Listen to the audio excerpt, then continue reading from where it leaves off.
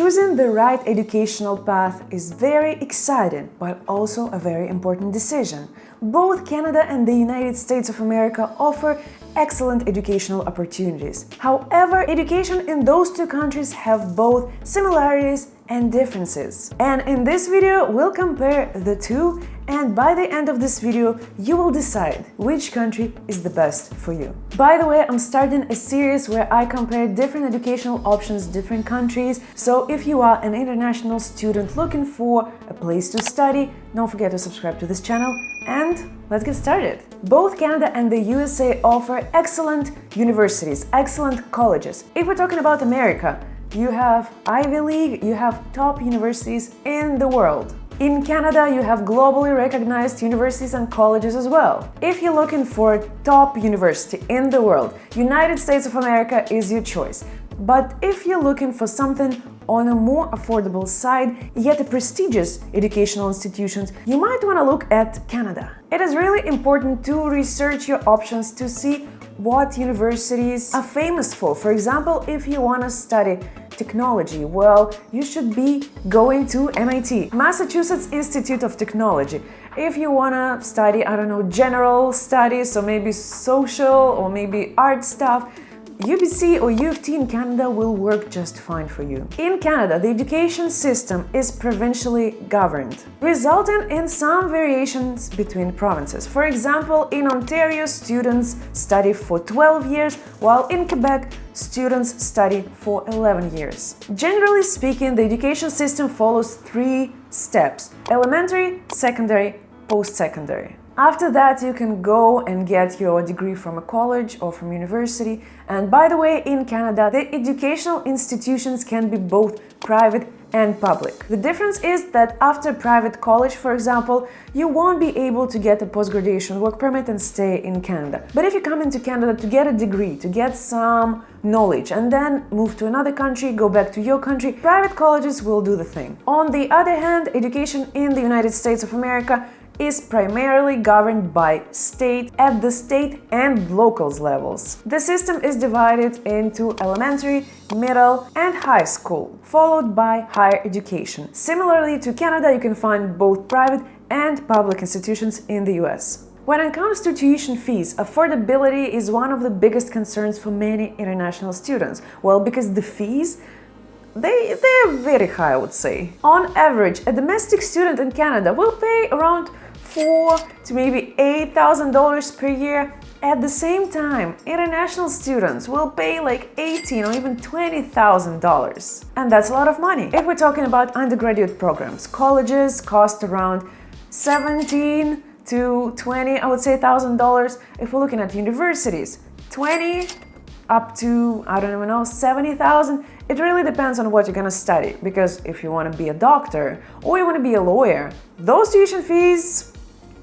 they just, very high. In States, the situation is pretty much the same. International students pay anywhere from $20,000 up to whatever, 50, 60, 70, depending on the university, college, program, degree. If you're planning to get into the Ivy League, well, prepare to pay, I don't know, 70, 100K per year, because that's the price at Ivy League institutions. It is important to know that these prices, they do not include any accommodation, any additional costs. It's pretty much your tuition and maybe your books. Some universities or colleges might include a bus pass, but that's it. However, don't get discouraged by all those prices, because both Canada and the US offer different kinds of financial aid. In USA, it's a common practice that international students get fully funded scholarships, meaning everything is covered. In some cases, they even cover travel expenses for you, meaning your education is free, your accommodation is free, and they'll pay for you to come to the US. How amazing is that? But please bear in mind that fully funded scholarships are highly competitive and you'll need to be on the top of the list. Canada also offers fully funded scholarships, but the truth is it's not super popular. I know some people who got fully funded scholarships in Canada, but the requirements were crazy. Those students, they were like top-notch students. They had straight A's. They participated in different, competitions, stuff like that. So getting a fully funded scholarship in Canada is not impossible, but you'll need to work for that. The scholarships are usually offered by universities, by some government institutions, non-profit organizations, or even private foundations. If you want to get a scholarship in Canada, I have a video about getting scholarships, applying for scholarships, so make sure to watch that video after you finish this one. And by the way, if you have any questions about studying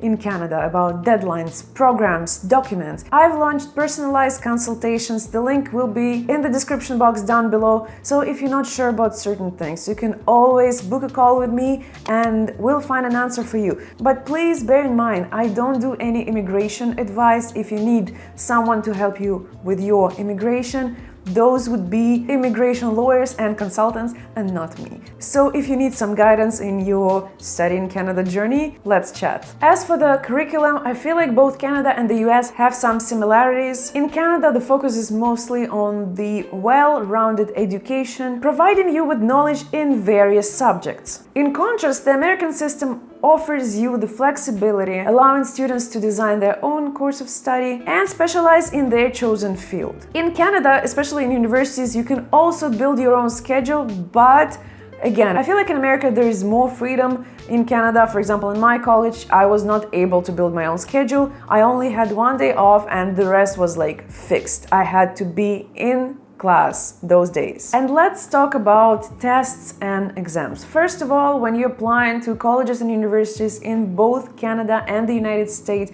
you will need a language exam, which can be IELTS, TOEFL. By the way, TOEFL is a more popular option in States. Then you have Duolingo English test. For Canada, you can also take PTE exam, but I would say if you take IELTS or TOEFL or Duolingo English test, you can apply for both Canada and the US. If you're planning to study in Canada, that's pretty much it. If a college or university in Canada needs something extra from you, they will make you pretty much write an exam. For example, if you want to be a doctor, they'll ask you to write a biology or like a chemistry exam in college.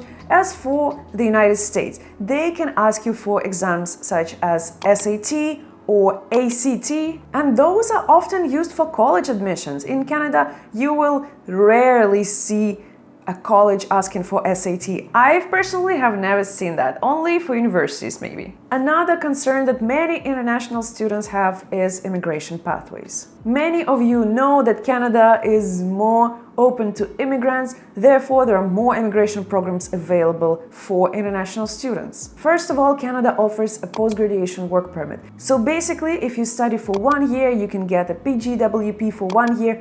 If you study for 2 more years, you can get a PGWP for 3 years, meaning you can work for whoever you want. You're not tied to any employer, to any position, to any job position basically, so you're free to do whatever you want. But please bear in mind, if you want to stay in Canada and get your permanent residency, you will need at least 1 year of work experience within a certain NOC category. So please bear in mind, don't spend 3 years working as a server and then you're like, oh well, I needed like a highly qualified job.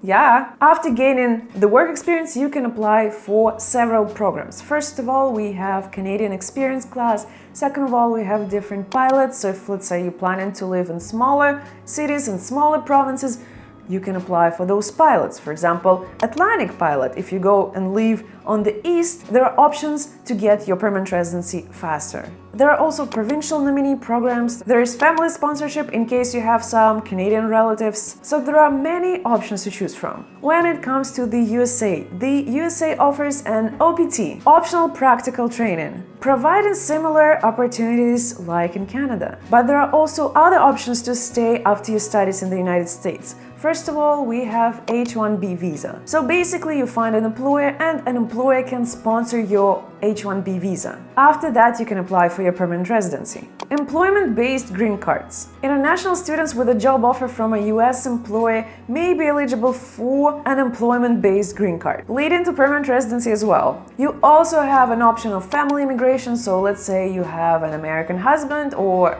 American relative. You can also apply through this family-based immigration and get your relative to sponsor you. And let's not forget about the diversity lottery. You can always play the diversity lottery. It's an annual thing, so you can apply each year. I know people who were studying in the US, playing the lottery, and by the time they graduated, they actually won. So they pretty much got green card after graduation. Success! As for the campus culture and diversity, both Canada and the US embrace diverse student populations and foster inclusive campus environments.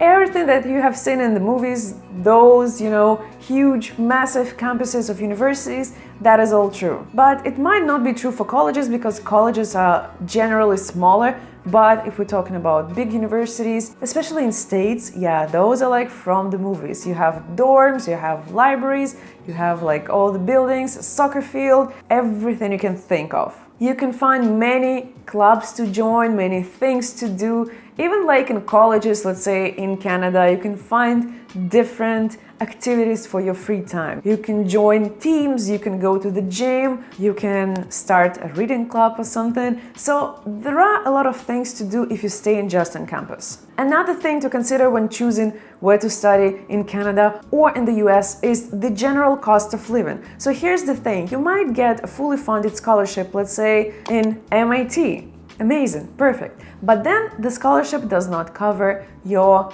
accommodation. You know how much is rent in Boston? Boston is one of the most expensive cities in the US. Yeah, you can save on tuition fees, but then you're gonna spend so much money on the cost of living.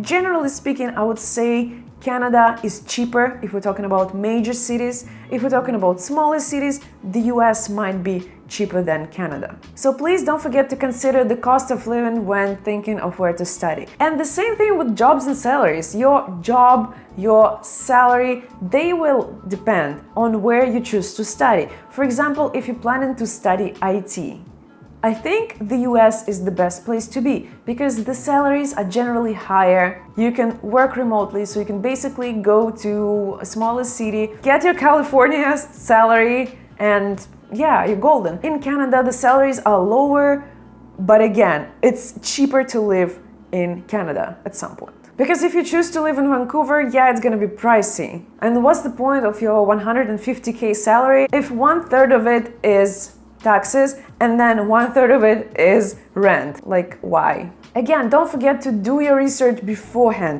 Check what jobs are available, what are the salaries, what's the cost of living. If you don't know the websites, there is a website called Numbeo where you can check all the prices for each and every city, for each and every country. And yeah, there you have it, a glimpse into Canada and the US in terms of studying. Which countries should I compare next? Which country would you pick for studying? Canada or the US? Let me know in the comments. Don't forget to like this video, subscribe to my channel, and I'll see you guys next week. Bye!